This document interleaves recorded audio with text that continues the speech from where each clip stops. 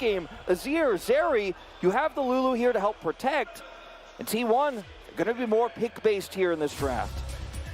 Looking at T1, you know, the late game teamfight power that you have between the front to back engages that you can find with a Mumu and with Ornn, and then the...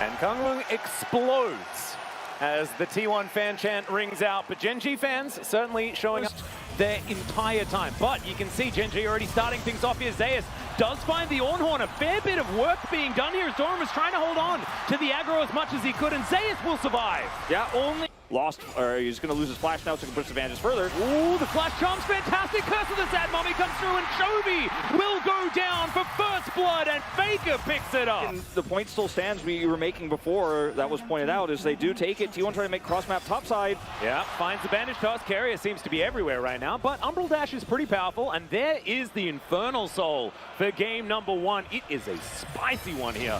And T1 looking for another dive. A beautiful charm will connect, but the Gore Drinker is doing so much work here for Doran, and he says everything you can do, I can do not quite as well, as he does eventually fall down. T1 secure the top. Fight for this, they're going to have to force it through a choke point. Yeah, and they'll also have to deal with Shirley knocking on their back door here as she's going to move down towards this bottom side. Doran is going to be able to deal with her. The GENG is going to be a little bit more difficult with the fact that Doran had to show there in that bottom lane. Still, Drake has just spawned. T1 immediately starting it off with Carrier on a flank angle. Peanut going to move on over, sweeping out vision where he can. And remember, these Drakes are pretty tanky these days. Chovy going to be setting up some of these Sand Soldiers. Extendo Beam finds no joy as GENG setting up for their first 5v5 of the game to try and stop T1 from stealing away this Drake. It looks like T1 don't want to overcommit to this one though. But here is the Ornhorn. It is going to be secured by Owner. They take the Drake, but can they win the fight? Doran, he's been exhausted. Peanut flashes, Arctic Assault, gets himself out. No one's died in the fight. Finds a huge ultimate, and Carrier will go down. Peanut, the Wild Growth's on top of him, and it is a double kill already for the Zeri. I guess we're Zeri gaming, ladies and gentlemen, as somehow Chovy got that kill on the bottom side. It's a triple for Ruler as well, and GG. Rain, it doesn't matter if you have a Yuumi or not, if you're untouched. Guma! Oh no, he does have a spell shield. Doran's not going to be able to find him just yet, so he's going to be okay. But the Baron is going over to GENG. So yeah, they lose him. Just thinking of it, made it happen as Carrier. Yeah, possibly in trouble here as Lahen's going to slow him down with that Glitter Lance. There's not a lot of damage with this duo, but they have a lot of CC as the bandage toss will guarantee that they are going to be able to get into this river, clear out vision where they can. Managing to catch GENG on a reset. They're looking to start this one off. This is definitely aggressive. This feels like a T1 play, but Doran's going to dive into the pit. Finds himself an Infernal Chains, but now Carrier looks for the flash. He gets it onto 3. Chovy immediately flashing out. Peanut also going to escape, but Lahen's is not so lucky. And GENG, they lose their Lulu, and now T1 with so much control. This is exactly what I'm talking about. You get those picks instantly, you get them fast, you have the hard engage from Carrier on the Samumu, and that's all it takes. Well, I've seen this one before, gentlemen. Yeah, I don't know about this. Again is Doran.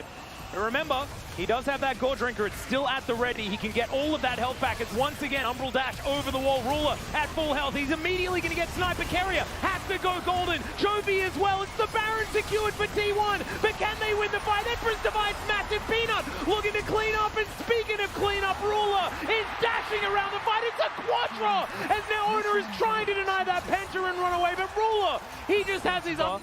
As fake, we've got triple smites. We got triple smite on the side of T1 right now. All of these spellbooks have been unsealed, and what's inside these spellbooks is instructions on how to kill dragons. That's all that is written there, but GENG still able to pressure them out, still able to flex those muscles. GENG said they don't have to 50-50, you got 3 smites, I don't care. You guys start at the Drake, we've got positional advantage here. Can they actually win the fight before things happen, though, as Ruler stepping forward? Not exactly what you want. That is not the ultimate Carrier was looking for either, as the Ornhorn comes in, doesn't find Ruler, as Doran's diving on in. still gonna have to get himself out of position once more. And GENG just gonna move back towards this Drake as T1. They dive on forward, it resets and it's secured by Peanut. He only had one smite, but it's one smite to rule them all as GENG. They will get the Infernal Soul, and this game's looking. Ruler just wanting to keep himself safe, but remember, he has GA, he has Mercurial Scimitar, and there is the ult out of Peanut. They're looking for the engage. They don't want to go for any 50-50s as their health bar just melts. He does so much damage. There's the triple kill already. And Gumayusi is going to get flashed on. He does go down to his GA, does Ruler, but Gumayusi, he's running for the hills. And this game, I think, now belongs to GENG. Gonna have to agree with you on that one, Atlas. Guma running for his life here, has a ton of damage, but GA for Doran. That's a really nice spell shield. They can push the base. Yeah. Doran, he has a GA as well. Like, even if he dies, he doesn't care. All he needs to do is make sure Sivir doesn't make it back. Yeah, well, he's going to try and do so, as there we go. Infernal Chains do connect. Gumayusi goes golden, as the Death Dance was doing a fair bit of work, but he does go down to his GA. Gumayushi's just staying here, though, remember? As we move back towards the Baron on GENG's side, Doran's still just World Ender, and he's trying to stop Gumayusi from doing anything that he wants. There it is, gives him the old thumbs up as well. And there's the Baron at the same time. GENG all but won this game. More items.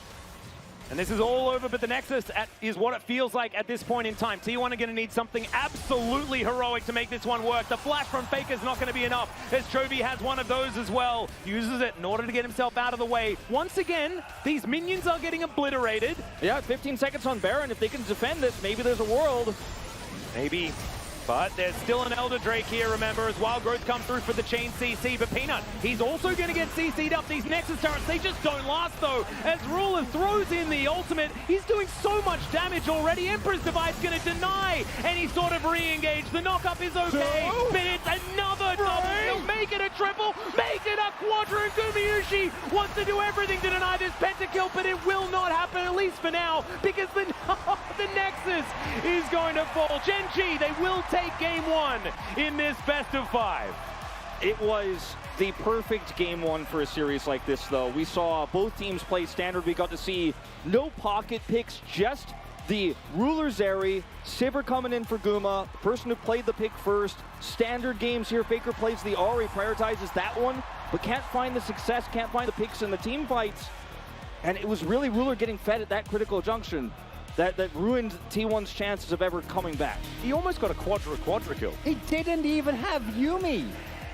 Yeah. You're not supposed to go 16-1 if you don't have Yuumi. And that was the kind of point we're making going into this game, is he gets to prove himself on this area without the Yuumi here in game one. And how much more could he have proven himself? Like, how much better of a game could he have had? Yeah. It's really difficult to do better than that, gentlemen.